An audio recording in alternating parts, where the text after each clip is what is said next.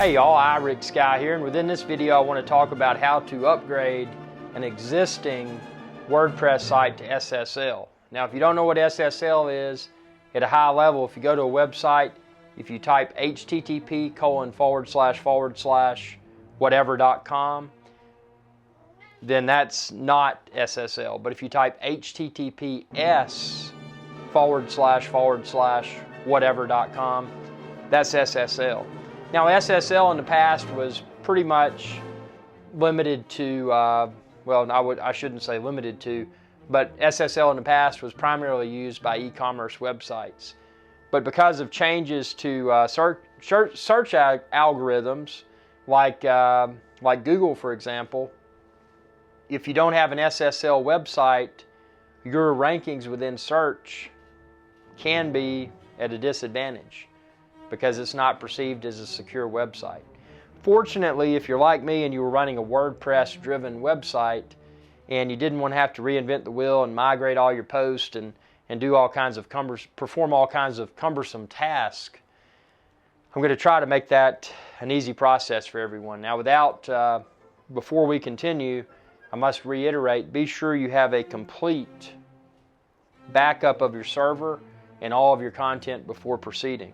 And I would even create a downtime window, so people will know that your website's undergoing maintenance. Plan for the worst and be satisfied with the best. So get a complete backup should you have to roll back. Make sure you've got a thorough rollback plan if something messes up.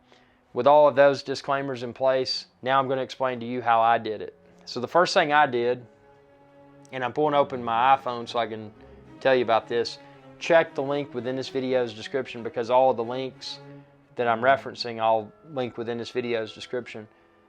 But the first thing I did is determined what type of web server I have. Now I have a co-located, or not co-located, I'm thinking old school now. I have a VPS, a virtual private server, that I created with Amazon Web Services, AWS. And that virtual server is running a version of Ubuntu Linux.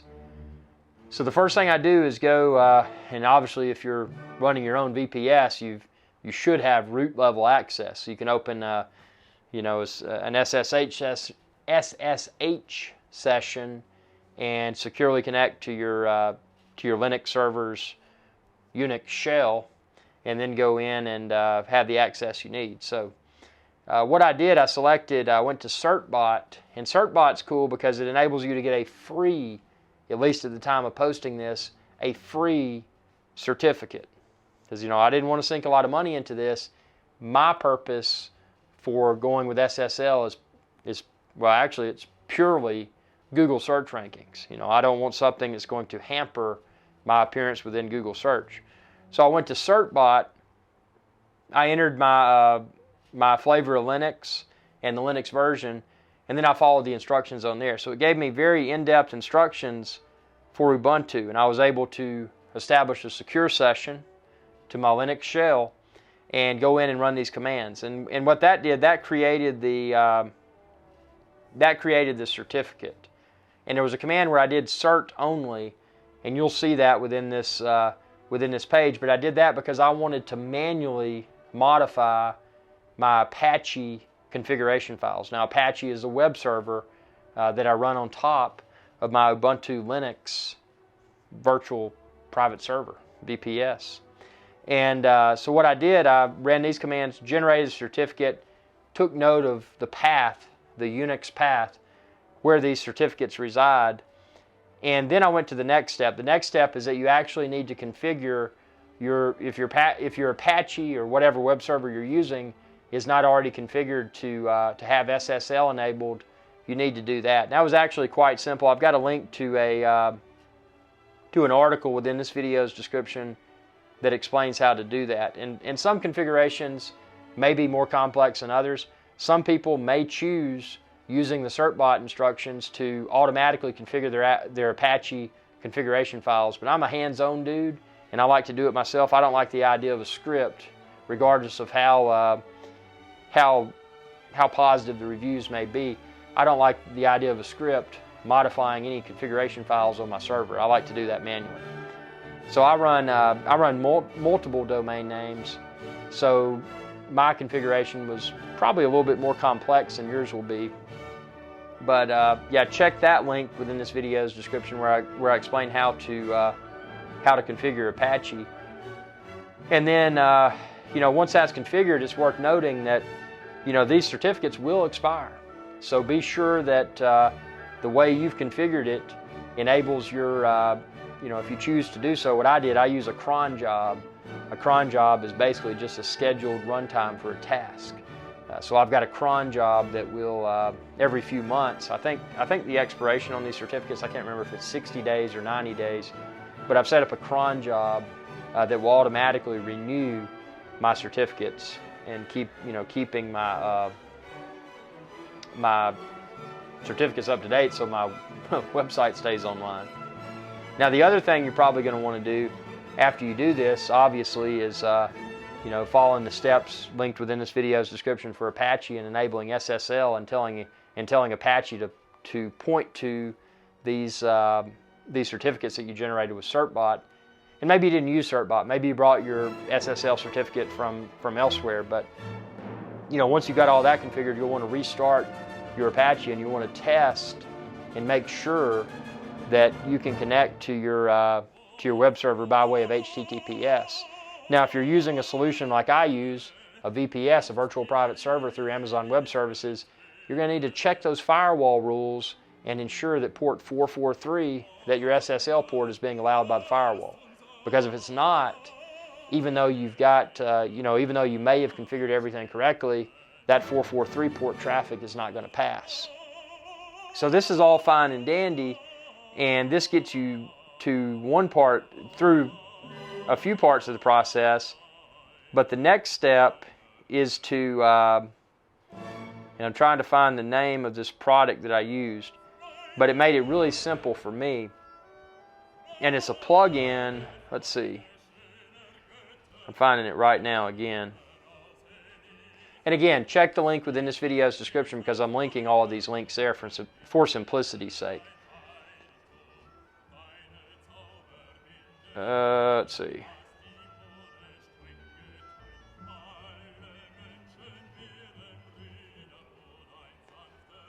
So I went into WordPress and I installed a plugin. It was called Really Simple SSL. And to do that, I just went to the, if you're somewhat familiar with WordPress, you can log into the administrative interface. You can go to plugins, and I searched for Really Simple SSL. I installed that. There is a paid version that I may pick up that adds some additional features.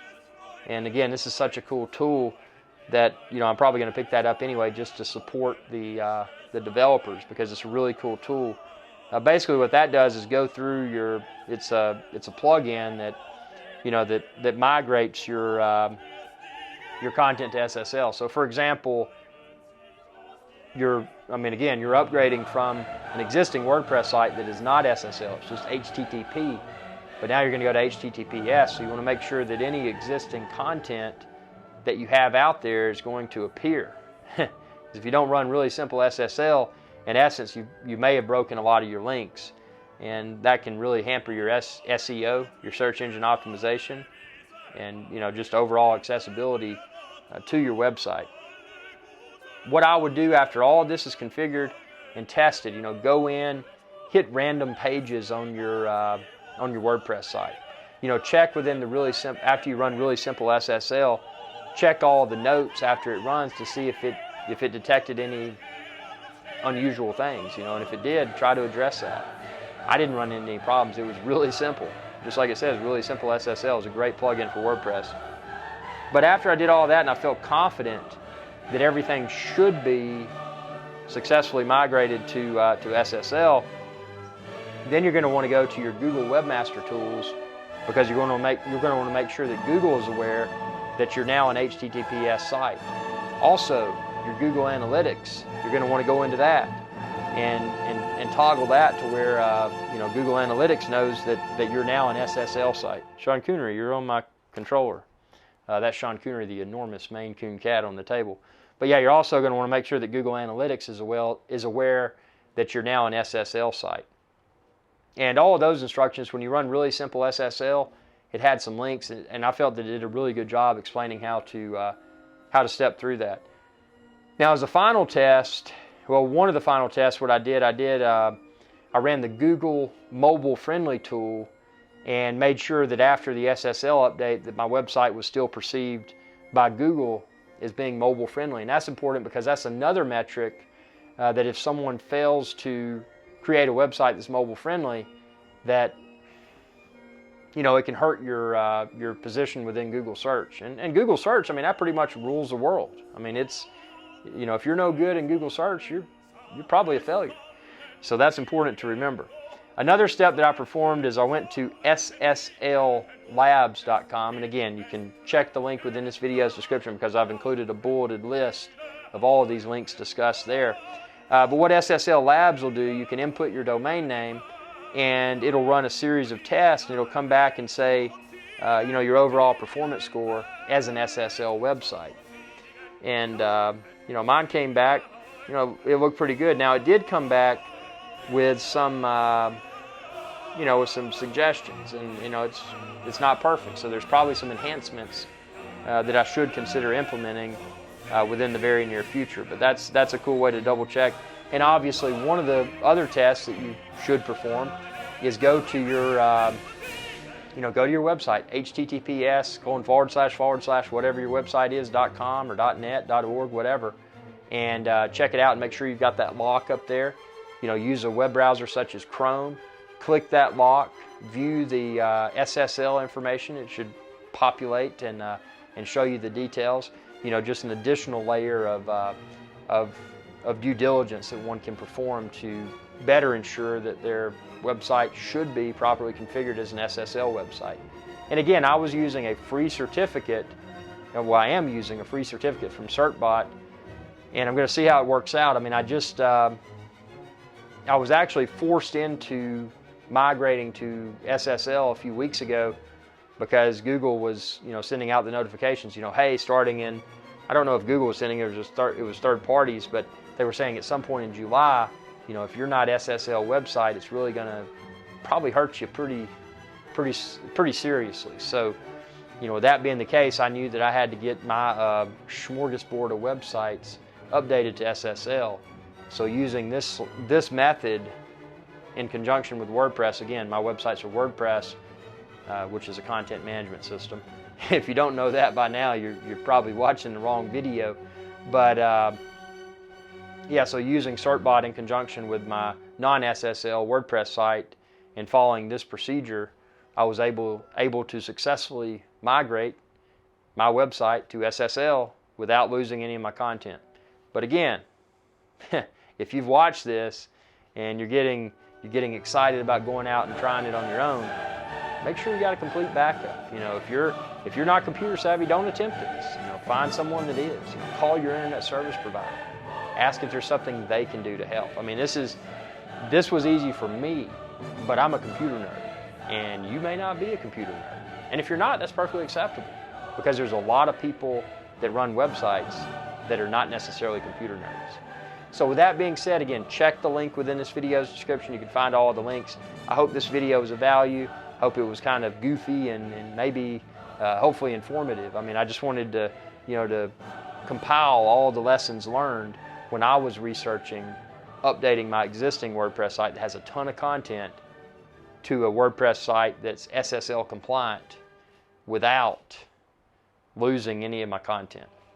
So thanks for watching, and be sure to subscribe. It's youtube.com/iRickSky. And y'all have a good day. Hey y'all, iRickSky here. If you enjoyed this video, please be sure to subscribe, like, and share. It's viewers like you that enable my channel to continue to grow. Thank you.